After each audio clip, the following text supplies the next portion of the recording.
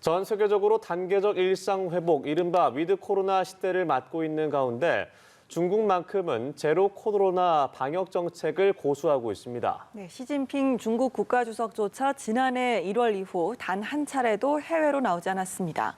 코로나 2년을 맞는 중국의 코로나 상황을 임광빈 특파원이 취재했습니다.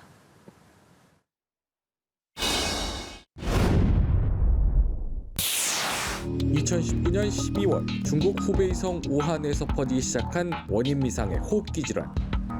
화난 수산시장 상인과 인근 주민들을 중심으로 폐렴 환자들이 속출했고 SNS 등에서는 괴질 공포가 확산했습니다. 하지만 중국 당국은 사법 처리를 경고하며 입단속부터 나섰습니다. 세계보건기구 WHO에 처음 보고한 것은 첫 환자가 나온 뒤 3주나 지난 뒤였습니다. 记者从武汉市卫生健康委获悉，昨天湖北武汉8名不明原因病毒性肺炎患者治愈出院。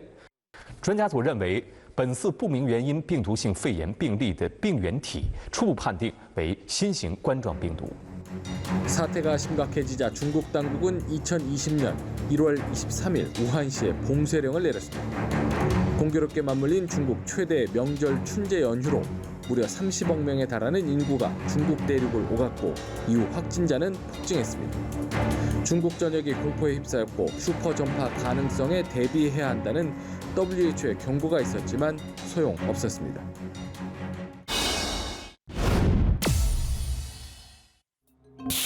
지난 10월 마지막 주말 확진자 1명이 다녀갔다는 소식에 운영 중이던 상하이 디즈니랜드 출입문은 봉쇄됩니다. 안에 있던 관람객 3만 4천 명에 더해 전날 다녀간 6만여 명까지 추적 조사해 총 10만 명이 핵산 검사를 받았지만 추가 확진자는 없었습니다. 好多医生来了，好多医生来了啊！不得不说啊，就是这个现场是特别的热。 외신들은 이날의 풍경을 이상한 장면으로 묘사했습니다. 미얀마와 국경을 접한 윈난성 루이리시의 봉쇄 상황은 더욱 강력합니다. 지난 3월 말 이후 확진자가 발생할 때마다 봉쇄와 해제가 반복되고 있는데 사실상 8개월째 감금 상태입니다. 봉쇄 조치를 피해 탈출하는 일도 속출하고 있습니다. 现在我们在核查，现在还没有抓住啊。 내년 2월 동계올림픽을 앞둔 수도 베이징은 말 그대로 방역 장벽을 쌓고 있습니다. 제가 나와 있는 곳은 코로나19 확진자가 나오면서 봉쇄된 주거지 주변입니다. 상가들은 이처럼 모두 문을 닫았습니다. 확진자가 나온 즉시 주거지는 예고 없이 봉쇄되고 무려 3주간 집 밖으로 나올 수도 없습니다. 주변 식당은 물론 유치원과 은행까지 예고 없이 문을 닫아버리면서 일상은 불안하기만 합니다. 我是想来就是银行存钱来了，银行就分了嘛，会有不方便的地方，因为就现在存钱就存不了了嘛，然后就得自己囤一点食材，自己在家做饭了。